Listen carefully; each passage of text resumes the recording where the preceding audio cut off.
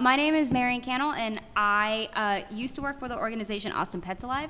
When I was there, I was the dog behavior manager. I have since moved from that organization to the organization of Dallas Animal Services, where I am the manager to over shelter operations. And I am Jordan Craig. I originally worked with Austin Animal Center. I was there for 7.5 years in a couple different capacities, starting with overnight kennel cleaning. And then in the last role, I was in charge of the animal care unit as a supervisor, and now I am also at Dallas Animal Services as the manager over shelter operations. Hello, everyone. I'm Sarah Aguilar. I started in animal welfare working at Ventura County Animal Services in California. I was the program manager and started their foster program there, and have last year moved to Pima Animal Care in Tucson, where I'm the deputy director. And yeah, I botched that, so I didn't introduce myself. So I'm Mike. I'm the director at Orange County Animal Care. I've been there for around 5.5 months now. Was in Austin before that at Austin Pets Alive as the dog behavior manager, and then the director of life-saving operations. So we've all recently, relatively recently, made the move from either municipal to a different municipal and to a different position, or from nonprofit to municipal. So it's really important when you are thinking about your career, when you're thinking about what your goals are, to look around and really assess the situation and figure out what you're trying to do. All of us agree that our goal was to make a bigger impact and to help save more lives. But the way you do that looks different for everyone, and you need to figure out, are you ready to move from one shelter to another? Are you ready to go from a nonprofit to a municipal shelter? Are you ready to change roles and take on more responsibility and willing to make that leap, because it can be challenging? Our goal here today is to talk about how to get a job at a municipal shelter, what to do once you're there. And we started talking about this really from the beginning. We shared our stories about how we chose where we went and talked about the different challenges that we had. One of the things for me that I found to be really frustrating as a deputy director now is in the hiring process and learning the government process. It's so different than private. And there's some things that are really important, and there's reading the job description, reading what the minimum qualifications are and preferred qualifications. If you haven't worked for a government type facility, you may not be familiar with those terms. Minimum qualifications are, you have to meet those in order to even have your application reviewed. Preferred qualifications are things that they score you on afterwards, where the more of those you meet, the higher you will score. And the thing that I think is really important is you have to use those words almost verbatim. The person that's reviewing your application may not know anything about animal welfare. They may not know what it means that you worked with Maddie's fund or that you attended the AMPA conference. You have to use those words very specifically and that they're looking for, and you need to be very aware of what the details are. Yeah, Marion's a great example of this. I am a great example of this. So I kind of pride myself in some ways of being a person who is very thorough in reading things and feel very confident in an application process in general. And this was my first municipal job. So it's kind of a running joke that I almost didn't make it through my probation because I almost got fired for lying on my resume. And to elaborate a little more, I didn't. When I was reading the application, I misread a question and I marked that I had a bachelor's degree. I do not have a bachelor's degree. I had on my resume mentioned that I do not have a bachelor's degree. On my paperwork that I turned in, I did not write that I had a bachelor's degree or education of completing a bachelor's degree. But because I had accidentally marked one tiny little thing, even though it was very clear it was a mistake, and I had all of the evidence that I had turned in that process to prove that this was an error, it was like an actual fight from my managers and upper level. The director had to step in and say, we want to continue working with this person, because HR was coming in and saying, she lied on her application, she needs to be terminated, she cannot work here for 2 more years. So in trying to go for this job that I really wanted, it was, and then I successfully got, and was about 4 months in, it was almost completely undone by missing one small little detail on an application. It's very silly. I think it's a great cautionary tale, though, because going from nonprofit to municipal, you may think like, oh, I could explain that. Yeah. Like I could explain that in an interview. But man, especially now being on the job in municipal, Right.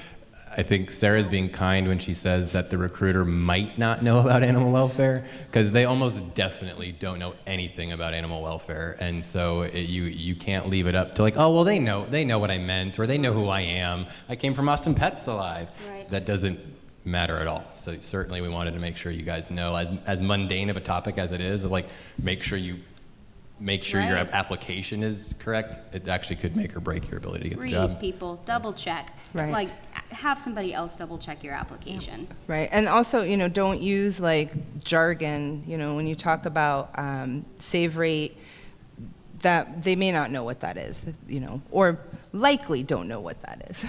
They don't.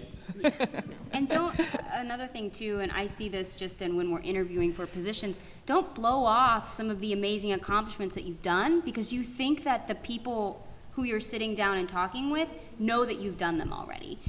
We have a lot of great staff at our facility who are interviewing for other positions, and I won't lie, some of them interview poorly because we'll be like, tell us about a time where you have successfully invented a program and implemented it.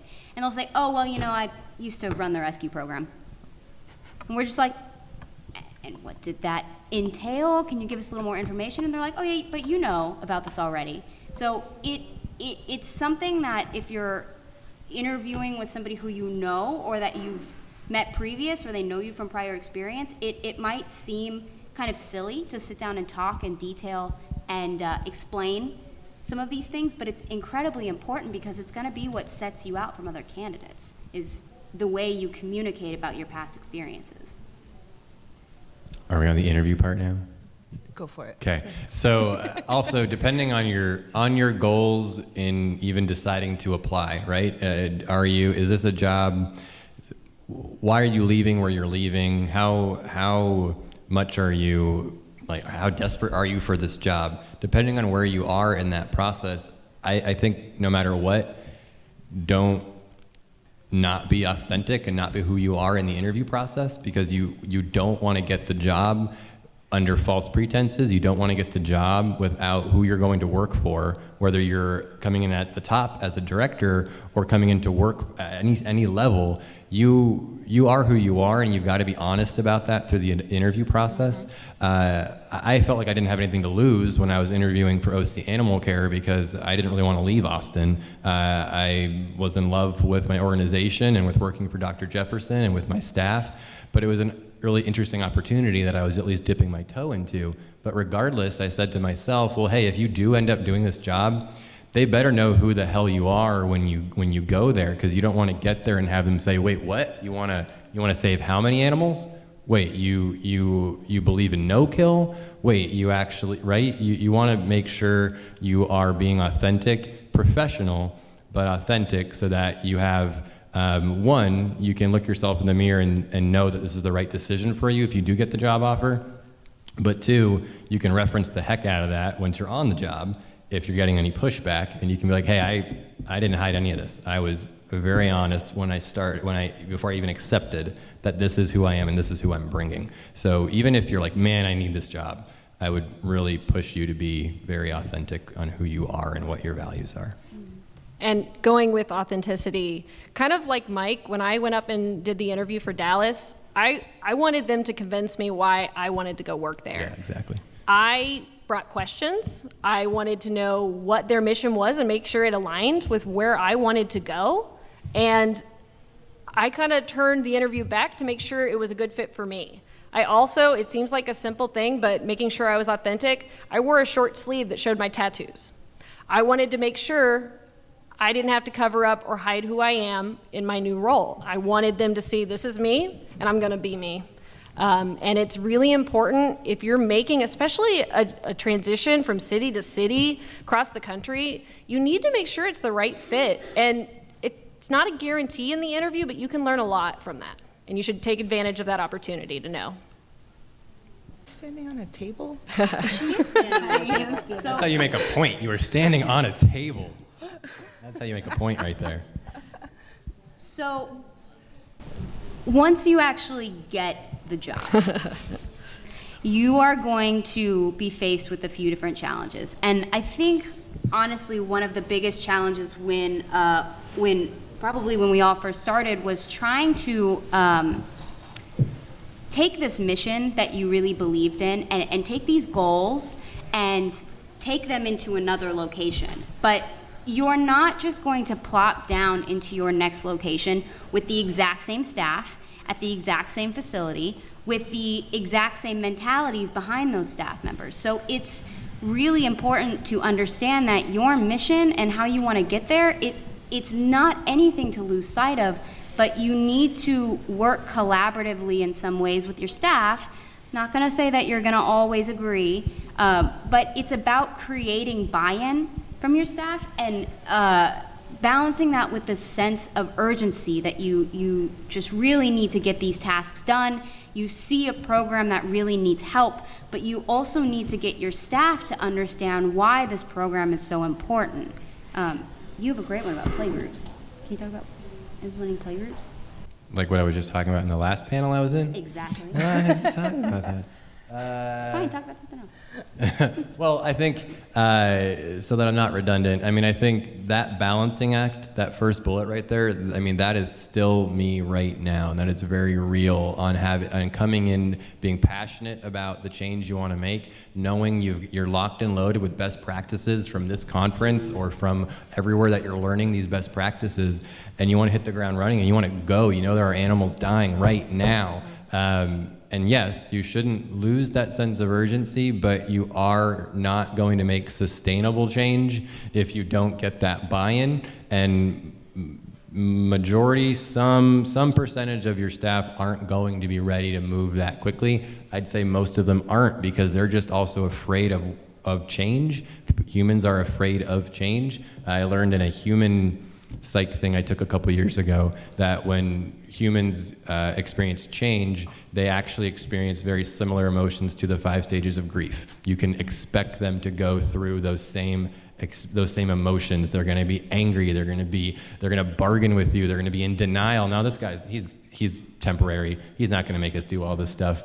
And so you have to really balance that drive that makes you who you are, that drive that makes you like a life-saving badass, with knowing that you have to have a bigger picture view and you've got to make it sustainable. You're not there just to get to no kill in a couple months and then, yeah, you did it, right? But you've got to make that sustainable over time, and you can't if you don't get that buy-in. So it might be slower than you want. It might be slower than you set out to do. That's like, I've never had a harder time staying asleep at night because I wake up at like 3 when my kid wakes up and I'm like, Jesus, now I'm already thinking about all the things I got to do in the morning.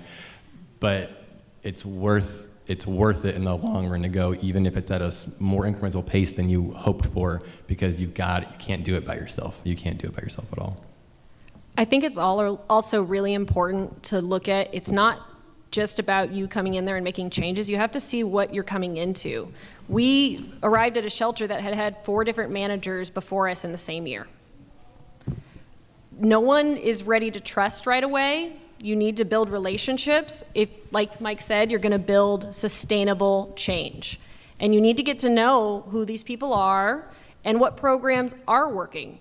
It's really tempting to come in and make fast change, but you have to watch and build before you can make a lot. And it's really important. I think in that first week, we made a list of things and we started prioritizing. I won't say we prioritize in the right way, But you have to start somewhere. And some of it is trial and error, and you just try to do the best you can and be really open with everyone with what you're trying to achieve and bring them in on the conversations.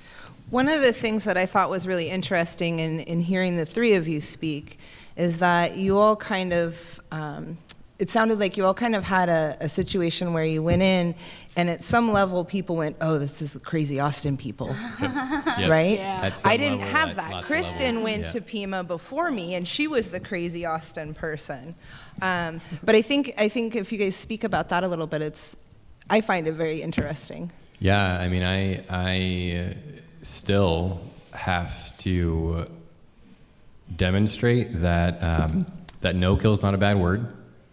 That I can't say no kill in Orange County right now. I can't. That term has been weaponized in Orange County against the shelter, and I won't say wrongly, but the shelter staff themselves have dealt with a lot of negative media attention, grand jury reports, a lot of advocates who are using, OC needs to become no kill. And so unfortunately the staff have this really negative association to no kill. Austin is the mecca for no kill. And here I am coming in. If they just Google me for 2 seconds, they can be like, oh my God, the enemy is in our midst now. infiltrated the ranks. Yeah. And so absolutely. And so again, I'm not going to change who I am.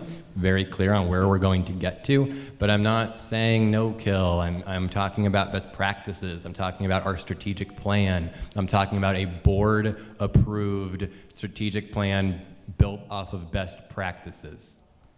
Boring as blank, but more palatable than no kill or than even life-saving. And I've had to, again, not that I'm not being myself, but I'm being strategic about how we're getting to those goals, because if I just came in acting as I acted in Austin in those terms, I would just perpetuate what they already think, which is, oh my God, this crazy guy is here to run the show, for sure. Yeah. Yeah, and I mean, you talk about the crazy Austin people. Like no lie, my executive director one day, he sat me down and he was like, I honestly cannot remember what specifically we were talking about, but he said, because everybody just thinks you guys are hippies. And I was like, really? And you're a vegetarian too, so That's am the I. other That just problem. was the icing on the cake. It was very... You strange I person. think it was one of the most embarrassing moments ever. They were talking about, what we were going to have some staff appreciation party, and they were talking about food, and I was like, oh, can we get some vegetarian options? And literally everybody just, whoop, Like the looked record at me. skips. And then I was in charge of making that, they literally just got it for me. It was it, and it was a baked potato. You did pick that option. You were given options. I was. But yeah, and so if you're, I think that could be real, even if you don't come from Austin, right? Even if you're coming for just a highly successful no-kill organization, whether you're coming from Best Friends, whether you're coming from APA, whether you're just coming from a nonprofit, right? From nonprofit to municipal, there's going to be these assumptions made about you, most likely, and that was a learning curve for me. Assumptions aside, just learning about all the red tape and the bureaucracy that comes with government was certainly, I'm sorry if I'm skipping ahead to something that we're going to talk about, but that's definitely be ready for a whole lot of, wait, how many forms and people do I need to order what? We're out of this. I can't just go buy it. Are you kidding me? Right. And so be willing to deal with that, but don't be willing to always operate in the cadence that the county is used to. I kind of revel in the role of being kind of the young agitator at the county and just be like, okay, no, but hold on, but what if it went quicker than that? But I'm doing it professionally. But again, that balancing act of going as quickly as you want versus as quickly or as slowly as maybe the county or the city moves, and find that middle ground. Yeah, who here is currently in a nonprofit? Can you just, and of you people who have your hand raised, how many of you have been in a city shelter, municipal shelter before? Or county. Or county, sorry. Okay, so going from APA, where I could literally say, hey, I want to buy this, can I just raise like it's at Walmart, can I just go get it? That is not an option for you at the city shelter. You have to have a contract, or honestly, I'm probably not even explaining this very well. Jordan is I still don't even know. Jordan is who I go to for this stuff, but you have to have vendors. It's literally a whole song and dance. It's easier for me to just like work around needing certain items than it is to purchase them at times. And sometimes it seems like they do put so much in place kind of for that. Yeah. Because if they make it hard to do certain things, it goes a little bit slower, but you don't have to get bogged down by the city systems. They absolutely, you can learn them, you can work through them, and they do, luckily, you know, it's good to build up paper trail and things like that, and it's not impossible. You can learn them coming from the nonprofit organization. Right. And Go ahead. Well, I guess my last thought on that would be that I think I certainly hate when people operate under the notion that like, well, I'm different or well, we're different. But if you're working as part of a city or a county, the shelter is so different than what procurements, you know, is used to, than what all these agencies that you're working with to get you your ordering or get you your hiring. You are very different. You are vastly different than really any other part of that government. And so I have had to kind of just count to 10, but then try to help some of these county or city employees who don't know anything about animal welfare, and just try to help them understand, well, why is this different? Why is it not okay at 4 o'clock when we just got a 2-week-old baby goat in? I don't have goat food. I can't wait a week to find a vendor. Can I explain that to you in a way that makes sense to you so that the next random thing that occurs where I need something now, you actually maybe better understand our world and have at least paved the way for future things. I've dealt with that a lot with PR and social media. The county had all sorts of really restrictive ways in which we can or can't operate, and I had to fight a fight for about a week on something that at APA or a nonprofit, we could have done that in literally seconds, but it was worth paving that road so that the next time I wanted to be really nimble with social media, we already had put all that in place. So just count to 10 and know that that work you're putting in now will pay off, because you'll get people to better understand why this is important for your cause. Right, so this kind of feeds into the communicating part, where when you're in a leadership role in a municipal shelter, you're not just managing employees and communicating to them your direction, your goals, your policies, but you're also needing to communicate outwards and upwards. So what Mike's talking about is a great example where you have to communicate to other departments and help them understand what's going on and why these things are important and why you need to do stuff differently. Like, we had a thing, it wasn't a goat, but we had like 60 baby turtles come in and we had to go buy a pond. Like, that's a real thing. And every, county is like, why are you buying a pond? And why are you buying it right now? But you're also dealing with your board of supervisors. You're dealing with city leaders, county leaders, you're dealing with advisory committees, you're communicating with so many pieces. And Mike, I think you explained this really well too, that when you communicate with them before you do things, it makes it easier to do them. And it's really hard because it is not my personality to, like, as soon as something needs to be done, let's just do it, right? And so again, it's that, okay, I know this is a little slower, but in the long run, if you're prepping your board of supervisors, you're prepping your elected officials about any of these big things, you just try to predict, if this didn't go perfectly well, whatever you're implementing, what kind of blowback would there be? What would the ripple effect be? And those kinds of things, you gotta communicate up and make sure that the politicians and the government officials are aware, because they hate being surprised by things. They hate hearing from a member of the public. Actually, I just had an example of that just a couple weeks ago. We're in our beta version of managed intake right now at OCAC. And I knew there were going to be people who were going to say, oh gosh, you're moving to limited intake, euthanasia by proxy, all the animals are gonna get dumped on the highways. I knew that already. So I prepped the board sent a informative email to the board with a cover letter, some links to managed intake, emailed the executive assistants, the chiefs of staff, made them aware before we ever rolled it out. Sure enough, one of our haters in Orange County put a whole article out, smearing us and smearing me about managed intake, saying all the things I said she would say. And the board didn't give a crap about that article. But if that article had come out without me prepping them, oof, I may not be here right now. So really, really, really important. You'd be here just in a different capacity.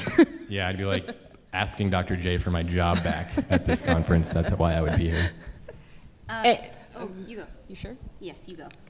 And it's not just up and out. You have to communicate down. You have to make sure that those below you know what's going on. How can they buy in, and how can they be a part of the mission if they don't know what's going on? I thought I knew how to over-communicate. I have learned that when you think you're done, you need to tell people 10 more times. Yep. And this kind of goes into challenges a little bit, but Is that why you're standing on a table in that photo? yeah. You're like, I've told you people 5 times already. Our lobby is where we, during a challenge that we had come up with disease in the shelter, we realized we needed to talk to people. We needed to talk to them daily. We needed to let them know what was going on, remind people about protocols. We needed to touch base. And the staff changes day by day. You have people with days off, so if you miss a day, there were gaps in information. And things were happening so quickly, and we were making so many changes that every single morning I stood on that desk and I told them what the game plan for the day was. I told them what the challenges were and what we were going to face together. And every night I sent them an email. And I said, this is what happened today. We're making progress. Please don't forget to wear aprons. Please wear gloves. And we did little stepping stones through that communication, and we built a lot of relationships with it. After the crisis mode, I don't stand on that every day, but every couple weeks, I get up there, I stand at the front of that lobby, and I touch base with the staff because it's really important. No, that was literally everything I was going to say, like 100%. One thing that we didn't do earlier that, like, shame on us because we really needed to, we talk about communication upwards and downwards, and over-communication, absolutely, incredibly important. Our roles, actually, are I think, also part of who we are primarily needing to communicate with. So I am an M2. My direct superior... What does that mean? I'm getting there. Okay. My direct superior is Jordan. So an M2 is basically a level of manager in the shelter. So there is, we have your basic line staff, but that's more of a, is that a restaurant term? I don't know. It is, it works. Entry level? You have your basic line staff, then you have your crew leads, then you have a supervisor, a manager, 1, 2, and 3, executive director, director. So I'm basically the person who needs to take what's up high and then just help Jordan and help our other managers communicate it down to the rest of the line staff and make sure that not only do they know what the mission is, but we can help them when there's a hiccup, because we all have visions and ideas of how it's going to go and it's going to be perfect and wonderful, but then we start doing it and we run into little hiccups, and we need to be able to have the staff remember what that mission and that goal is, so we can help guide them through some of these little hiccups and moments in time where they need us. And being able to be there and communicate for them and have that foundation, even if we are not directly there, the ability for one of our other staff members who have heard us say the same thing over and over, them to be able to turn to that person and say, I'm not sure what to do, and they can rely on each other and help each other through some of the things that they need them to bridge the gaps in. And communicating up doesn't only mean that we bring our issues up, it means that we listen to the people that are below us in that org chart, and that we take their ideas further up. We don't let it stop with us. If there's a good idea and we want to try it, you bring it up and you give credit to the person that came up with the idea, and it empowers them to continue thinking proactively and progressively, and you want to really help bring those ideas from whatever level they come from. We can't come up with all the ideas. We know how programs work, but innovation comes from everywhere, and it's wonderful. I mean, I could talk all day about challenges, Yeah, that's the thing that's kind of tricky. Is but I don't know. Next slide. okay, We'll see. all right. Well, Yeah, Sarah, you want to start us? I think you've been on the job longest. Sure. Right? So Chronological order. I've been at PAC for a year. My situation is a little bit different because Kristen came in to Tucson roughly 6 months before I got there. So she had the initial, the experience of that initial like shake up and here's what we're doing and we're changing things. I think biggest successes for me are probably really boring. I wrote 30 SOPs. That is, in the That's municipal world, that is huge. That is huge. If you want to do anything ever, the first thing is, well, is that an SOP yet? Was there an SOP for that? Right. So that's huge. And for those that don't know, it's like our standard operating procedure. So it's how to do something, it's your policies. And if you don't have something in writing, half of your staff is going to say, well, I didn't know, nobody told me. Your unions will require that, absolutely. Yeah, but the piece that I think is really important when you get into that work is really looking at what the steps are, what are your processes, and learning them and being able to document them and getting everyone on the same page. So we're doing play groups twice a day now, which is glorious.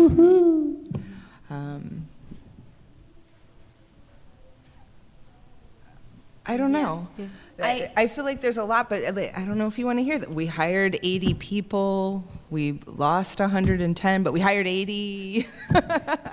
Like, that's a huge deal. We have less than 20 vacancies finally. That's amazing.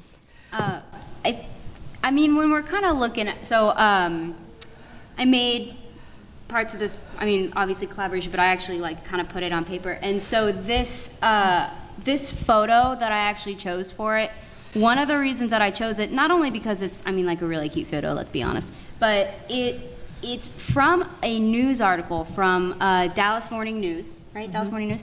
It's from Dallas Morning News, and it's actually an article about Dallas for the first time ever hitting a 90% save rate.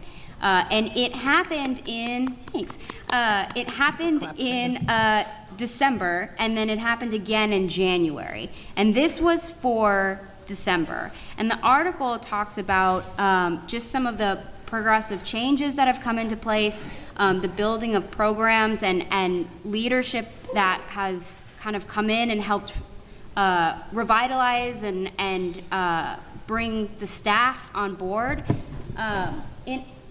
In addition, Where's he going? I mean, when we talk about successes, I feel pretty good about that. That's awesome.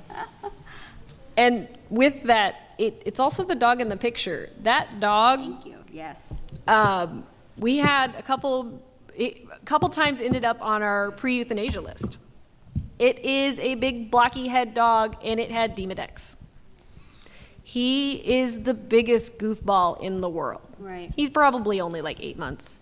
And several different times, you know, we got tight on space, and it showed it back up on the list, and she and I just kept being like, no. Yeah. And thanks to Playgroup, we know that he is phenomenal in Playgroup. He's phenomenal with other dogs. He's a wonderful dog. Yeah, it was like part of I think for me, like Blaze, that's this dog's name, and this article coming out and hitting 90% for the first time ever, it was such a huge thing on so many levels, because ultimately we had a dog that typically would have been a dog that wouldn't have made it out before. He's in a program that he probably wouldn't have gone in because of his medical condition, and he's excelling at that, and because of that, he got adopted through an amazing transport opportunity with the rescue organization. So it's all of these successes that, you know, Blaze isn't the only success, but he's, I think, just kind of a slight, what's a word I'm looking for? He represents. Thank you. He represents a lot of the changes and the progress and what we feel we can do. We're only 6 months in, and there's still so much we want to do. And that, I think, is what's truly exciting about going from one place to another. It's so scary. I'm scared every day. I won't lie to you. It's like a living nightmare. But it's also... Everyone join the municipal world after that? Join the municipal world. You will be afraid all the time. But it's one of the things that's really exciting about it is when you're out of your comfort zone and being able to see, being able to look back and being able to see how many lives you've changed and how many successes you've truly had. It's really inspiring. So I know that, it's kind of funny to joke about how like municipal, it's slow and you won't get anything done, but it's not typically the case, or not always the case. And when the volume of animals that you're touching on a daily or weekly basis, that even if the process is slower than you'd like, the impact you have is huge. yeah. The number of people and families and animals that you can assist is phenomenal. Pima County is a 9,000 square foot county, population of over 1 million, and to know that on a daily basis, the things that I'm doing can help those families and help those pets means a ton. Yeah. Absolutely. Anything to add? Yeah, I mean, in Orange County, I won't lie, 5.5 months in, I've certainly experienced a lot of fear from my staff being afraid of change, afraid of where we're going as an organization. And so the fact that 5.5 months in, things that I would consider success, there's easy things to say. There's programmatic successes. There's the fact that, yes, we run Dogs Playing for Life play groups every single day now. There's the fact that we're running a managed intake program, a full-fledged return to field program. There's, the fact that we, I think you've heard me say this before today, that we had a ringworm outbreak and saved all 68 of them, and they all made it out alive. Those are huge. What makes me feel like we're actually succeeding more than that is that I have 3 staff members here at this conference who were jazzed about coming here. They wouldn't have felt that way a couple months into the job, into my job, into me starting. They would have probably been like, oh, I'm not going to a conference with those crazy people, right? And they're here and they're eating it up. They're texting me all these ideas that they have. And this is a field service officer, this is a kennel supervisor, this is an RVT. These are key areas of our shelter. I'm seeing staff, just while I was here, we had a dog on the euthanasia list for behavior. And the very first time I've ever had staff try to advocate for dogs in our care. I got an email from a few of our staff members saying, can we give her a little bit more time? I want to contact a few other rescue groups. And the fact that they actually felt safe enough to kind of come out from hiding, that it's okay, to go the extra mile, to care enough, to try. That wasn't happening the first few months. And so the fact that we have staff starting to come out and kind of show, hey, maybe I do want to join in on this, emails from a dispatcher at the shelter who's like, this is the shelter I always wanted to work for. I don't even touch the dogs, but wow, this is where and he's not comfortable saying that in a big meeting yet, and that's okay, but the fact that he's okay reaching out like that, that's how I know we're succeeding. I have to at least just mention that we ended 2018 at an 82% raw save rate, and that's astronomically higher than it's been. We actually, again, in December, we hit no kill as well for December, and I don't know, I'm not promising we can sustain that month in and month out yet, but it's a sign of what we can do, and it's a sign that our staff are starting to really kind of buy into that, and that they were even doing that. Unbeknownst to them, they were doing it before I got there. I said in my last panel that our biggest spike in save rates occurred starting July of 18. I started August 17th. So July and August was our big spike. I wasn't even there. And so whether they knew it or not, they were already moving in this direction, and I've been yelling at them kindly that they were already bought in, whether they knew it or not. And I do want to make the point that I think if you're starting a new job, if you are like, man, this is a leap, this is a risk, this is scary, but I'm going to accept, I'm sure you have an image in your brain of what success will look like when you go to start that new job, right? You're going to succeed at that job. This is what you think it's going to be. I just want to urge you to be very ready to be willing to look at success differently depending on what happens. This is like kind of out there, but I really think that whatever risk you take in professionally, if you're willing to actually find it, you're going to succeed no matter what happens. I took a job in 2009 working for an organization that was like my idols. I won't name who they are, but they were my idols. And it did not work out. It was completely not what I thought it would be. You could say that was a failure, but I learned so much professionally in that experience. I learned about how to be like an adult as well. Just my own internal, like, wow, okay, I'm broke now, and how do I actually manage a freaking budget? But it also, the connections I made, that job didn't work. It was a really rough year, but I met Amy Sadler, and I got to now learn from Docs Playing for Life. And so I just firmly believe that if you're interested, if you got that pull, to go try something new, but what if? I think you can find the success if you're willing to see it. And so I just, wanted to put that out there because I really think that the more of us who are passionate and driven to make a change do kind of need to move out of our comfort zone and go make that change happen somewhere else, and just be willing to say, okay, well now, how is this successful? How is this going to be successful? And I forgot which one of you said it, but you also have some pretty damn good job security. Right? Yeah. There's like a huge need right now for people who want to lead this movement, who want to go out and make this change. There's great pay out there, if you've looked at all. But there's communities that want this. They want no kill. They want to be life-saving. They want to be progressive and innovative, and they want to do better by the animals and the people in their community. And that's just going to continue to increase. The more that people spread the word and the more work that each of you do, the higher that demand's going to be, and the job market's going to keep growing. And so one of the things that we talked about is if you get into one of these positions and you're a little bit scared and you have some accomplishments, take the risk, because if the municipality you work for says, oh, that's too much, like, sorry, we have to let you go, some other community is going to be looking for you. They're going to want you to come there and bring your ideas. Right? Yeah, and I think it can be, you got your own livelihood you got to think about when you're making these decisions, but I think the point Sarah is making is excellent, that if you come in really working your tail off, hopefully we've given you some good tools on how to get the job and keep the job, right? We want you to keep the job. We want you to have that sustainable change. And so we don't want you to go in guns blazing, just be like, hey, if I get fired, Mike's gonna hire me, no big deal. How many positions do you have open? Yeah, I have a vet position, another one soon.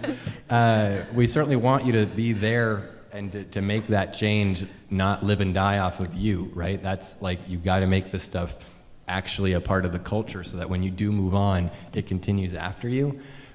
But there is comfort in knowing that you're going to do what's right. You're going to follow these best practices. You're going to do we've talked about it all conference. This is where we are headed. It's no longer a question. We're headed the route of true no-kill.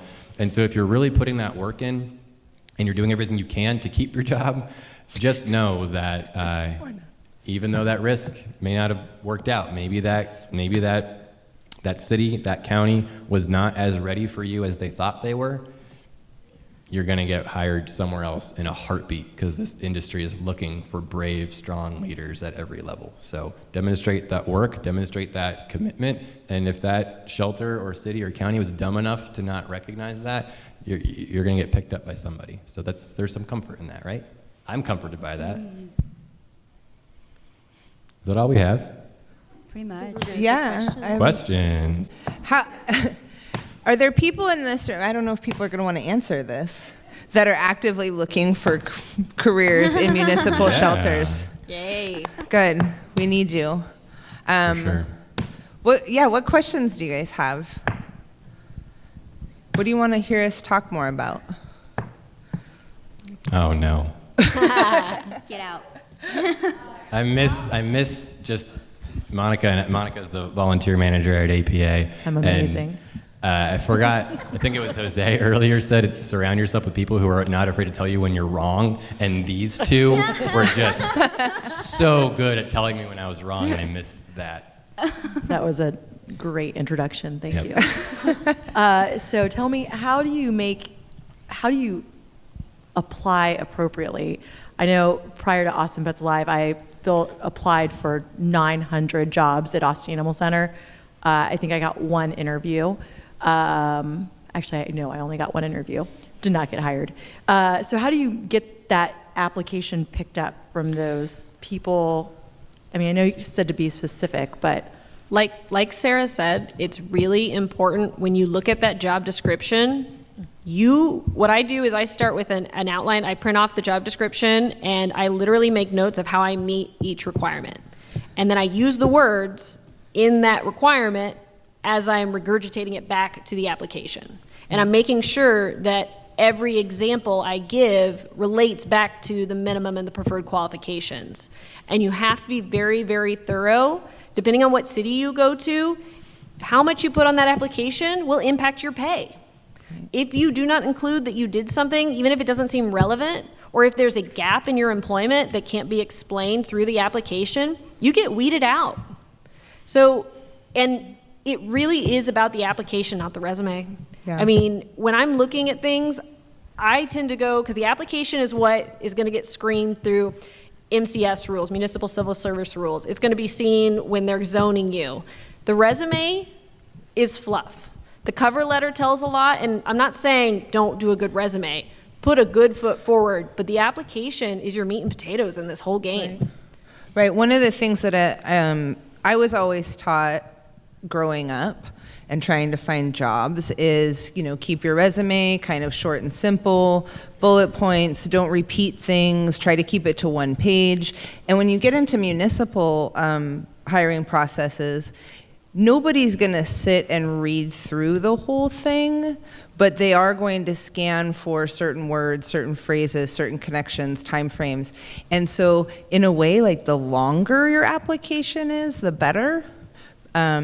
I always feel like when I answer a question, I'm saying almost word for word what I said in the question before. Mm-hmm.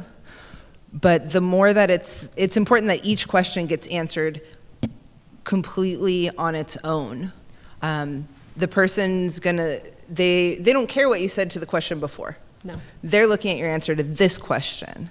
And so it's very different in many ways than trying to apply for a private practice job or a private facility job. Yep. Did you ever have that teacher that you got your paper back and it just had words circled, like the key words that they were looking for, and that was it? And it's like they didn't care what you really said, they were just looking for those key words? That's what you're doing on the application. Right. I feel like they put like a word in and they do like a find. Uh-huh. And if that, like customer service, right? If I'm going to search for the word customer, it's not in there, you don't get any points. You may have said guest or patient, but if you didn't say customer, like you don't get the points. Yeah. I also do want to just add that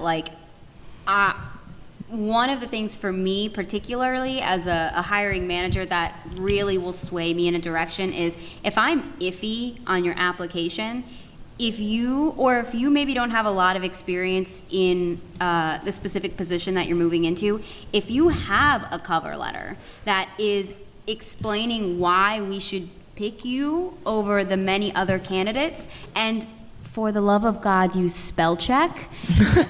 Like, what is that? If you have an application that is, it might not be as beefy as you think it needs to, then put why you decided to apply, and put why this might be a good role for you, and why you think that you would be a good asset in it. There are so many people who I was on their application, but it was their cover letter that really wanted me to hire them. Yeah. We have 5 minutes. If there are any questions, we're happy to answer. She's coming. Here it is. I don't know if I'm on the reverse side or not. Our city is getting ready to hire a director. It's a hot mess.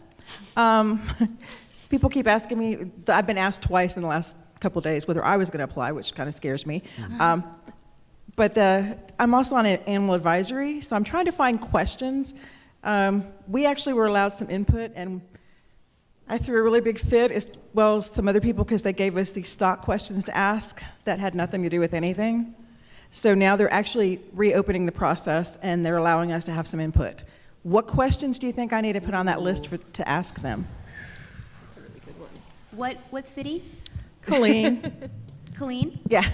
So they're going to let you put questions on there? Like they're going to get your... That's what they're lying to us about right now. Committee? It makes sense, because Yeah. the advisory Yeah. committee has so much. And Right. we're Say. obnoxious. I just finally got on. It took me 2 years to get on the advisory committee, but we definitely are a thorn in their side. And Is Colleen, are you allowed to use terms like no-kill? yeah, the advisory committee's been, yeah. Okay. We've been using no kill, and we've gone through, all the criteria for no kill, and we've been bugging ever since the first APA conference I went to. I went back home with all that terminology. Right. And their little thorn in the side anyway, who'd been trying to do that, Sure. has now picked up all the terminology. Cool. And so they use it. I mean, that's know one, what it is. we always like, whenever we were hiring for at least upper level positions at APA, we like to at least ask how do you define no-kill? That's one question I think is just a good question for even really any hire, if that's where you're as a culture looking to make sure you're bringing people in as. So, how do they define no-kill? Not what do they think no-kill means, like what do they think it actually means in the industry? How do they define it? And I would, in an interview, even specify if they were answering the question like, well, I think what the industry means by no-kill. No, what do you mean? Or how do you define no-kill? Right. There's some big questions. There's like, how do you build resiliency, amongst your team? How do you build a succession plan? How do you make sure, that success isn't reliant on just yourself? Feel free to chime in, you guys. Yeah, a big one, honestly, is how do they feel about, what are their opinions on euthanasia? I really think that's a big one, because, it's, and more importantly, I would say the questions need to be tailored to the mission of the organization in a way. And not to make them answer in a way that would make them a good fit, but more to identify what the organization's mission moving forward. What do y'all want to be? What are you looking to, who are you looking to bring in? What kind of person are you looking to bring in? And then tailor your questions around some of those hard-hitting, resiliency is a big one. Their definition of no-kill is a big one. But also how they might handle some challenging cases is going to be a big one too. With that, I really like situational questions. Yeah. Because you can ask behavioral-based questions all day, but asking them, think of a situation that happened and draft a question around that. Think of a situation that was either handled really poorly by somebody before or really well, and because you're gonna give them the scenario, and then find out how they problem solve right then and there, and what their ideas are of how to really fix the problems you're currently having, and it gives you a good idea of how they're going to handle it when they come in. One of my favorite interview questions is, if I were to hire you, how would I know that you're successful at your job? Because it's so broad, you really get an understanding of whether the applicant fully understands all of the things that they are responsible for. You get a feel for if they are comfortable being evaluated. There's so many pieces to that. It's my favorite one. Yeah. And just rattling a couple of things off you, this whole talk or whole conference and the last Best Friends conference has all been data. Mm-hmm. So what's the best data-driven decision you've ever made? I think that's a big one. How do you measure success? Dr. J always likes to ask, what makes you want to quit? And when someone's like, oh, well, I would never want to go, I'm like, come on. We all have, times where we feel that, you know.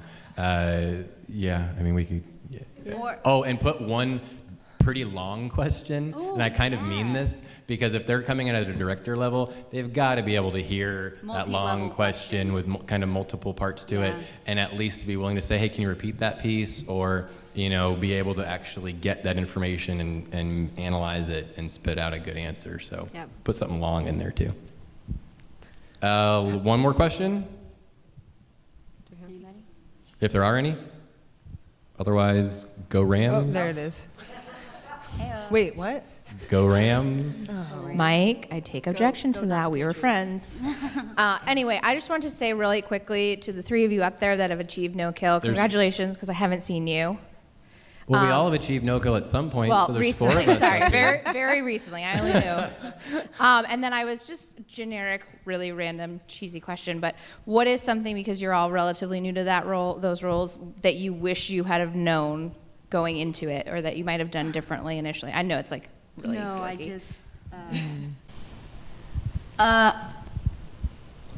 Okay, so I knew. All right, I went from APA, dog behavior manager, where we were focused. Austin is saving 98% of it, 99. I don't know where we're at anymore.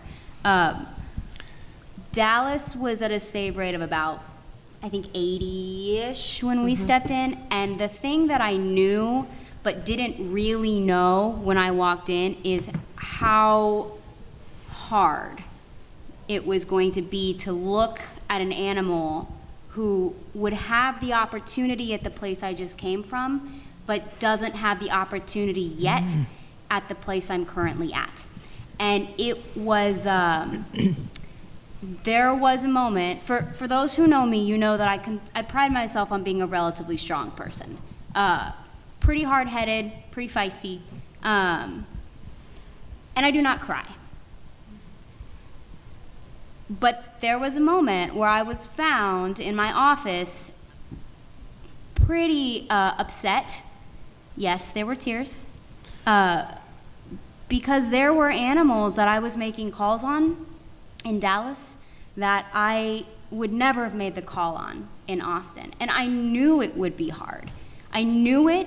It wasn't a shock, but you just don't really know it until you're in it.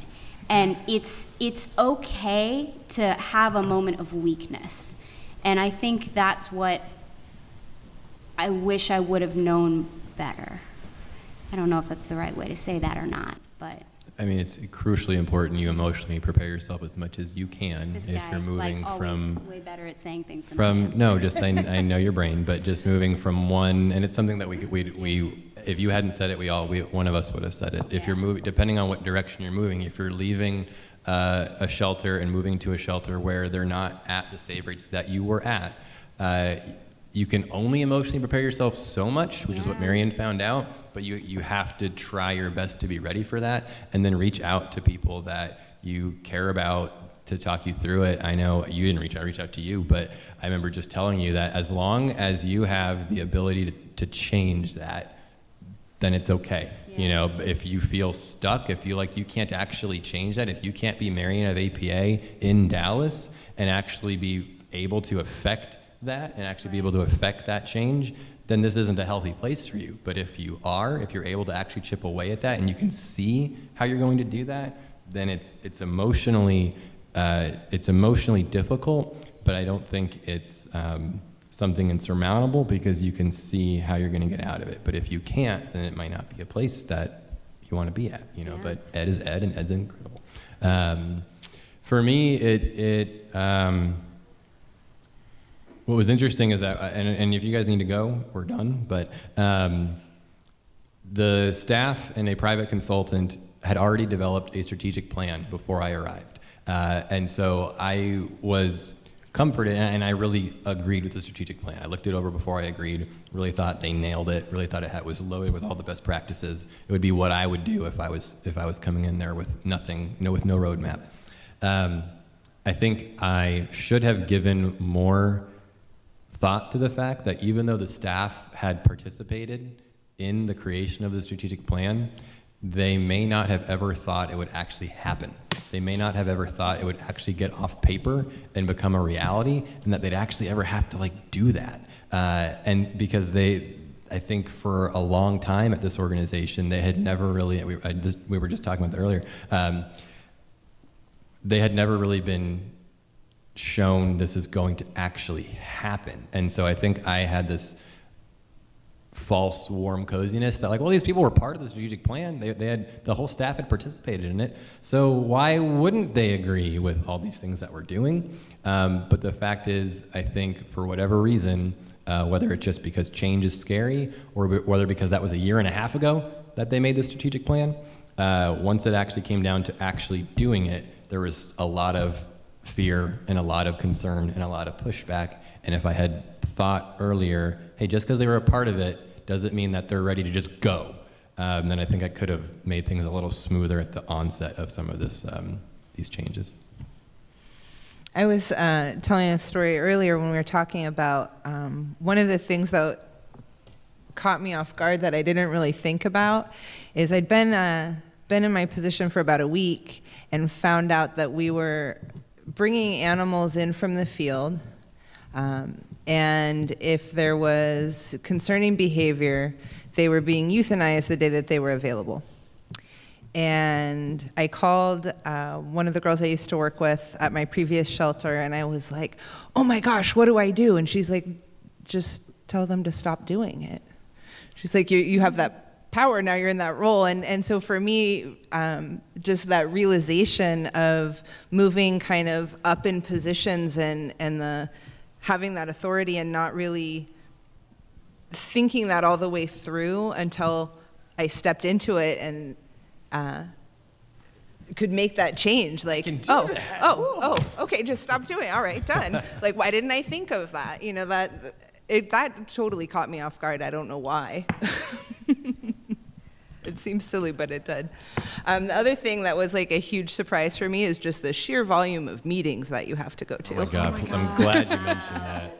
I try to emotionally prepare myself for that, and there's no way to adequately emotionally prepare. Your day is just Jesus. Yeah. You've met all day, and then you spend all night then trying to catch up with what Doing you met all your, day like, about. job. Yeah. Mess. All right, guys. Well, yeah, Jordan, please go. I was just gonna say, one of the things that everybody's talked about kind of in this is just stop killing. And when we got there, like Marion said, it was really hard. Coming from 98%, it was really hard to look at animals that you knew if you gave a little more time could have an out. And there was a day very early on, I was just shadowing, that we walked through one of my whole adoption rooms, and they were all sick. They all had URI. And I was like, well, what happens now? Like, this entire room is sick, our contagious room is full. And they were like, well, they get signed off. And I was just like, oh no, no. I was like, all right, we're gonna treat them in this room. We're not moving any of them. I'm not gonna euthanize these guys because they're all in one room and they're sick. And we started holding on to dogs with illness longer and through their treatment. And because we did that, we found out we had distemper in the shelter. Because before, dogs were just dying, and we didn't know, and they weren't fixing the front end because we kind of we ran before we walked. We just kind of stopped killing. It didn't fix a lot of the systems in the beginning. And I wish we had looked at some of the things like the intake process and vaccinations and sanitation and, you know, the basic things that have cracks sometimes that you need to really look at as you're thinking about process. I mean, when a kennel was empty, no matter where it was, you filled it really quickly. And now everything's very strategic, but by trying to save more lives, we made mistakes, but we did the best we could to learn from them. And, you know, moving forward, I think the shelter is better for it, but there definitely were mistakes we made. And I wasn't ready that day to sign off on 30 dogs. I just wasn't. I have this, it's just so lame, I'm so sorry, but there's this quote that I really love in the Game of Thrones books that I'm reading. And it's from... I quoted Game of Thrones at this leadership summit 2 days ago. So. Oh my God. Okay, all right, good. It is from Daenerys Targaryen, you know, the Dragon Queen, and she says, if I look back, I am lost.